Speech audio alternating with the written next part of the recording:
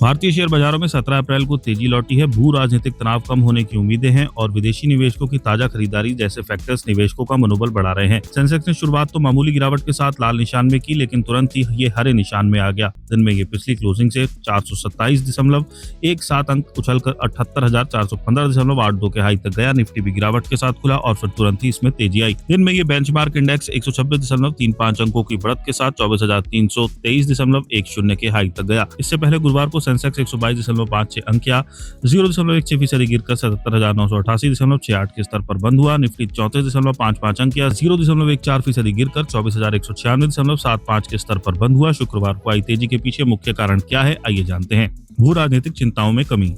Israel और Lebanon 10 दिन के अस्थायी संघर्ष विराम पर राजी हुए हैं। इसके चलते भू राजनीतिक तनाव कम होने से निवेशकों का भरोसा बढ़ा है। अमेरिका और ईरान के बीच फिर से बातचीत शुरू होने की उम्मीदें जगी हैं। अमेरिकी राष्ट्रपति डोनाल्ड ट्रंप ने ये कहा है कि ईरान परमाणु हथियार न रखने पर सहमत हो गया है। रिपोर्टों में ये भी बताया गया है कि फ्रांस और यूके महत्वपूर्ण समुद्री मार्ग होर्मुज स्ट्रेट को फिर से खोलने के लिए सपोर्ट जुटाने की कोशिश कर रहे हैं। ट्रंप ने यह भी कहा कि अगर पाकिस्तान की मध्यस्थता में अमेरिका और ईरान के बीच संघर्ष विराम को लेकर चल रही बातचीत किसी समझौते पर पहुंचती है तो वे पाकिस्तान दौरे पर जा सकते हैं। कच्चे तेल की कीमतें $100 प्रति बैरल के मार्क से नीचे है, जिससे भारत जैसे तेल के आयात पर निर्भर देशों को राहत मिली है।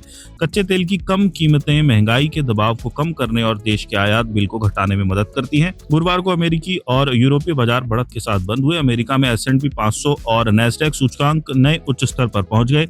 ये बढ़त मध्य पूर्व में संभावित समाधान को लेकर बेहतर होते माहौल के बीच देखने को मिली। एशियाई बाजारों में दक्षिण कोरिया का कॉस्पी, जापान का निक्केई 225, शंघाई का कंपोजिट, ताइवान वेटेड, हांगकांग का हैंग सेंग गिरावट में है। विदेशी संस्थागत निवेशक शुद्ध खरीदार बन गए। उन्होंने गुरुवार को 382.36 करोड़ रुपए के शेयर खरीदे, जिससे बाजार का माहौल और भी बेहतर हुआ।